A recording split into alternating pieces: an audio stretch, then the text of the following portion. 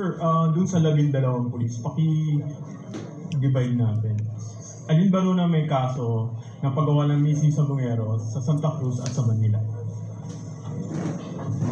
Actually, lahat yan sila. Dahil isang team yan sila kung lumakad. Kaya nga nabili yung kuha nila sa Manila rin dahil doon po sila nanggaling sa Santa Cruz. Yung kay John Lasco po, kasali rin ba sa Yung si John Lasco, marami-rami ang kumuha doon. Kaya yung iba, hindi ko na namukhaan. Kaya nung kabayaran, 2 million yun. Kinabukasan, tumawag yan sa akin si Mr. Orapa.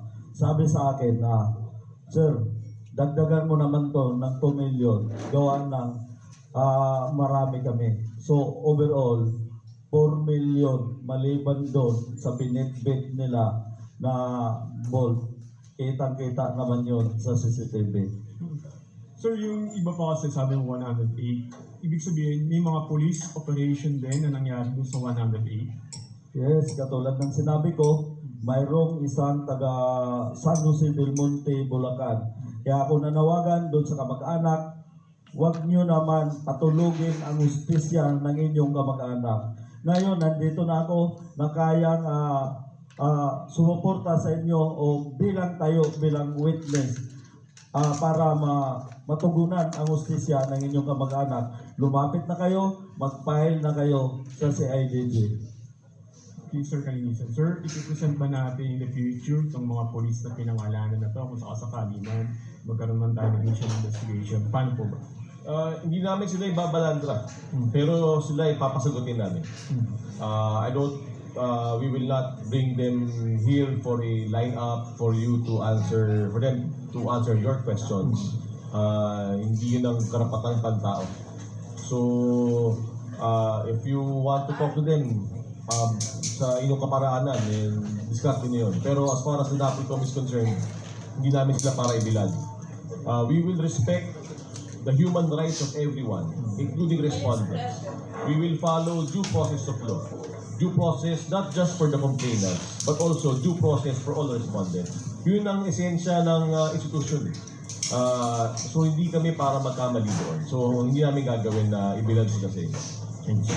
Thank you, sir. Next to ask question is Sir, sa University of the Philippines po kanina, may binanggit kayong isang police colonel na kumuha ng 12 cellphone ninyo at yung isa ninyong passport. Pwede ho bang pakipaliwanag sa amin? Paano ito nangyari? Bakit ito nangyari? Para sa ano yun? Ba't kinuha yung inyong cellphone? Kita nakinig dun sa sinabi ko kanina. Yan si Colonel Malinaw. Siya ang hipe ng CIDG noon sa Region 4A. Nung niread ako, kinuha lahat yung cellphone ko na 12, kasama yung top, kasama yung passport ko, kasama yung pera ko na 1.2 million. Buti na lang, mabait-bait pa, nagtira pa ng 70,000 na ginamit ng misis ko na pang-hotel-hotel. Yun lang. Next question. Doon ho sa 108 na nababanggit na itinapon doon sa Taal, lahat po ba yun ay puro mga sabongeros? Yes, lahat yun ang galing sa sabungan ni Mr. Atong Ang. May pahabol pa nga sila nung nakarang taon. May nagnakaw ng manok, kahit imbestigahan nyo doon sa PNP na COP ng Lipa, dahil kaklase yun ni Orapa, nabanggit pa sa akin ng isang police din, bakit din nyo naman inayos yung trabaho nyo? Kitang-kita sa CCTV yung sasakyan nyo at mga mukha nyo. Ang problema, ayaw ilabas ni Mr. Atong Ang yung CCTV kasi sira daw. Pangalawa, yung sa Siniloan na dinukot din nila, nagnakaw ng manok, hindi lang isa yun, nakatakbo yung dalawa. Kaya umabot ng 110 yan. Katulad ng sinabi ko noong nakaraan, wala akong idea talaga kung paano nilang kinatayan, kung ang ibaba ay nilibing o sinunog. Yun lang.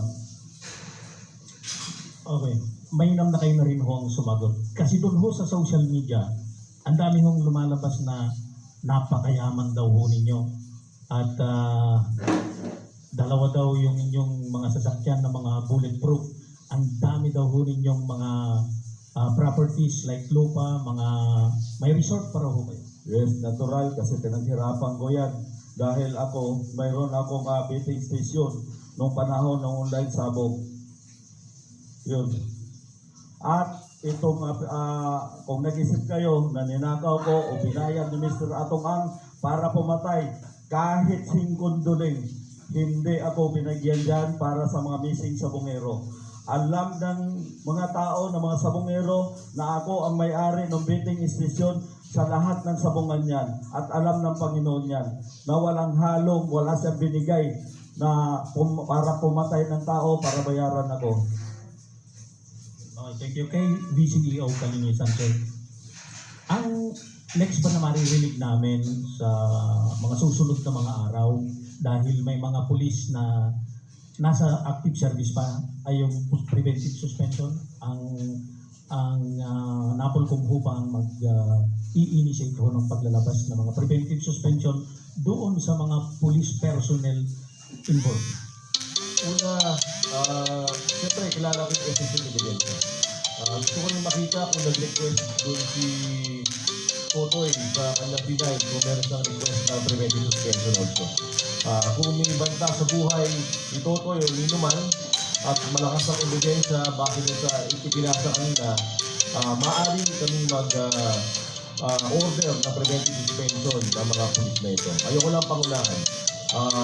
Silipin natin yung papel. Nag-file ka ba, Totoy, ng request ng preventive suspension? Yes. So, silipin natin ito kung nag-file na siya at anong laman ng kanyang mga sinakilalaan. At base rin doon sa mga final ng affidavits at complaints ng lahat ng mga kamag-anak ng mga namatay. Thank you, Mr. Val Gonzalez. Thank you, sir. Our next reporter to ask questions is Ms. Bea Pineza of Bombo Radio. Sir, good afternoon po. First question po, sir, kay Sir Jun. Is ito dun sa war on drugs, and earlier you said po isa sila dun sa mga lumiligpit sa mga tao na nadamay doon sa war on drugs. Meron po ba talagang droga na involved dito sa kaso ng mga sabungero, or dito lang po talaga siya umiikot sa sabungan? Umiikot sa sabungan, pero itong mga tao na to, yung tagaligpit, sila rin yung kumukuha ng mga drug lord. At mayroon akong alam dyan, wala naman na yun sa missing sabongero, hindi ko na babanggitin at baka kung saan na naman tayo mapunta. Mayroon akong isang idea, bahala ko na banggitin dito na hindi mo na sa social media. Okay, sir. Sir, ask ko na lang din po sa party Attorney Rafael. Sir, given na kasama po or nabanggit na po ni Julie Patidongan, ni Sir Julie Patidongan po yung about nga dun sa war on drugs involvement nitong mga nagliligpit na mga pulis. Madadagdagan pa po ba or possible madagdagan yung mga kaso nila maliban po dun sa involvement nila dito sa missing sabongero, sir? And what are the possible cases po na maaari po nilang kaharapin po, sir? Ngayon ko lang narinig yung sa war on drugs. Nabanggit yata yun ni DOJ Secretary dati. Pero ngayon ko lang narinig mismo kay alias Totoy. So, babasahin muna namin. Pero isa lang ang masasabi ko, no stone unturned. Kung anong nakalagay doon, so be it. Kung anong ebidensyang lumabas, so be it. Kung lumabas sa investigasyon namin, so be it. Pero due process will be done. Hindi tayo magbabara-bara. Pakinggan natin ang panig ng lahat. Thank you so much, Commissioner Kalinisan. Next to Ang mga nagtatanong kung bakit ganito ang inyong tapang na pinapakita despite itong mga nakakabangga mo talaga ay halos ang pagde-describe na yan, halos malademonyo ang kanilang mga pamamaraan, ang kanilang pananakot at siguro sa mga pagpatay. May mga bakit daw, may mga nasa likod daw ba ninyo na parang malaking mga tao kung bakit kung kaya kayo ay humuhugot ng ganyang katinding tapang? Kahit sinong tao, pag ang pinag-usapan dito, pamilya, utay na nila. Wala akong katatakutan sa kanila. Kung nagdulag na buong pamilya ko, papatay niya. Una sinabi ko sa kanya, okay lang, patayin mo ako, pero Patayin mo buong pamilya ko. Hindi na pwede yan. Yun lang.